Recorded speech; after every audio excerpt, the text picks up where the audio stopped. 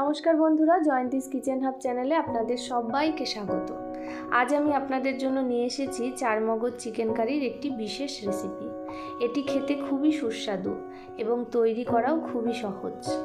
তাছাড়া এই রেসিপিটি আপনারা অতিথি আপ্যায়নে বিশেষভাবে ব্যবহার করতে পারেন। রেসিপিটি শুরু করার জন্য আমি প্রথমে এখানে 800 গ্রাম চিকেন ভালো করে জল দিয়ে ধুয়ে নিয়েছি।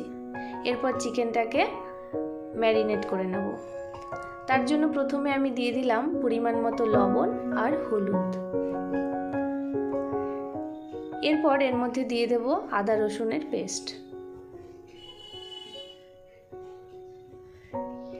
তারপর 2 টুকরো পাতিলেবু আমি চিকেনের মধ্যে ভালো করে চিপে এর রসটাকে দিয়ে দেব।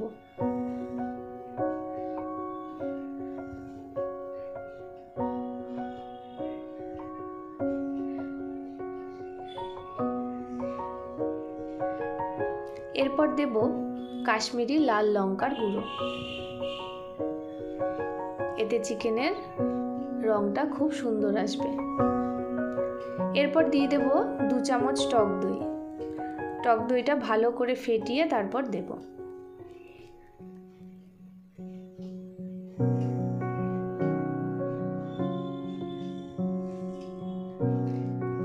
এবার সব উপকরণগুলি দিয়ে চিকেনটাকে ভালো করে মেখে নিতে হবে।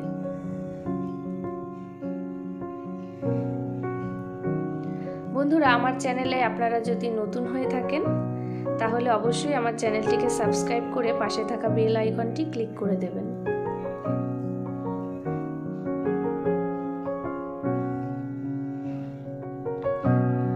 আমার চিকেন মাখা হয়ে গেছে। এটাকে এবার আমি 30 মিনিটের জন্য ঢাকা দিয়ে রাখবো। এদিকে কড়াইতে সর্ষের তেল গরম বসিয়ে দিয়েছি। এর মধ্যে দিয়ে দিলাম 1 চামচ চিনি।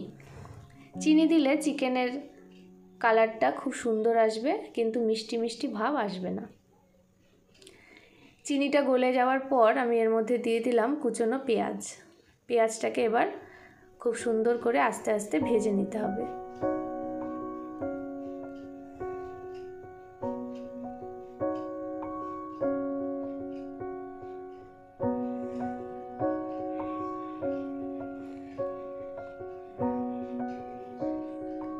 এদিকে আমি 1 ঘন্টা আগে ভিজিয়ে রেখেছিলাম এই চারমগজ। এই চারমগজটাকে আমি মিক্সিতে পেস্ট করে নেব। এই পেস্ট করা চারমগজটা আমি চিকেন কষানোর সময় ব্যবহার করব।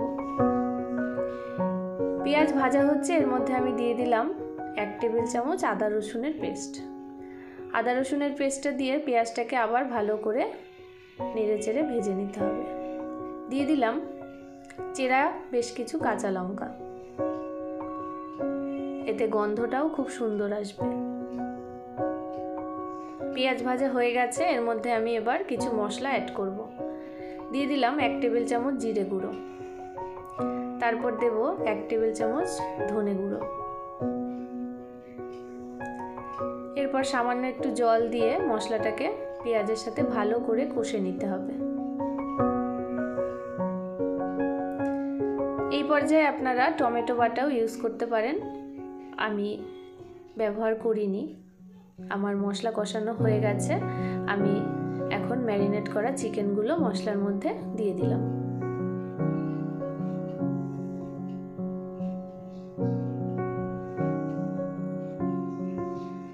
পুরো মশলাটাকে এভাবে দিয়ে চিকেনটাকে ভালো করে কষিয়ে নিতে হবে।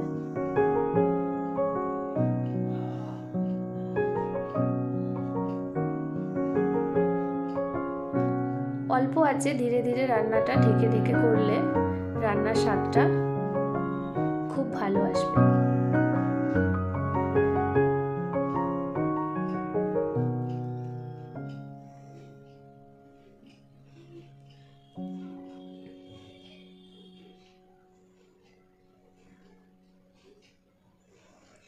এইভাবে আস্তে আস্তে আমি ঢাকা দিয়ে কষে নেব। এদিকে আমি গরম মশলা নিয়ে নিয়েছি। তার মধ্যে নিয়ে নিয়েছি জায়ফল, জয়িত্রী, দারচিনি, এলাচ আর লবঙ্গ। এগুলোকে আমি শিলনোড়ায় বেটে গুঁড়ো করে নিয়েছি। এই মশলাটাকে আমি চিকেন রান্না হয়ে যাওয়ার পর শেষে ব্যবহার করব। এদিকে আমার চিকেন কষা প্রায় হয়ে এসেছে। এই অবস্থায় আমি চার মগজটা মিক্সিংয়ে পেস্ট করে রেখেছিলাম সেটা দিয়ে দিলাম।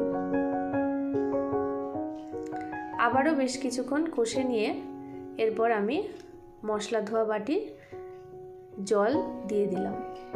বেশি জল দেব না, কেননা চিকেনে বেশি ঝোল রাখবো না।